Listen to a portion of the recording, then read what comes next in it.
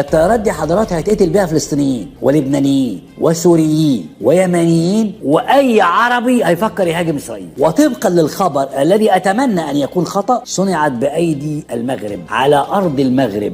تخيل، أنا محتاج مسؤول مغربي يطلع يقول ده كذب. أنا في أشد الحاجة لخروج مسؤول رفيع المستوى مغربي يقول خسئت الجرائد الإسرائيلية، وإن ده كلام عاري عن الصحة. مصنع لإنتاج طائرات انتحارية للجيش الإسرائيلي في المغرب. أنا ما أعرفش ليه، ما عنديش فكرة ليه، إشمعنى المغرب؟ يعني ليه مش في إسرائيل؟ ليه مش في الأرض المحتلة؟ ليه في المغرب؟ وبناء على إيه؟ وإيه يعني إيه هتستفيد إيه المغرب؟ أنا عايز حد يقول لي من المغرب إن الخبر ده عاري عن الصحة. طيب نروح الجزائر، ولأول مرة البلدين دول اللي مفيش حاجة بتجمعهم، سيبك من العروبة والحاجات دي، ده كلام فارغ يعني. البلدين دول في بينهم مشاكل على الصحراء، فجاء المجلس الأمن قرر دلوقتي إن الصحراء تتبع المغرب، وبينهم وبين بعض ما يصنع الحداد، بس اجتمعوا على حاجة واحدة بس، على خذلان الفلسطينيين. بعد ما كان الأمل في الجزائر إنها ترفض مشروع خطة ترامب في مجلس الأمن، لكن تم إقرار الخطة النهائية بموافقة الجزائر.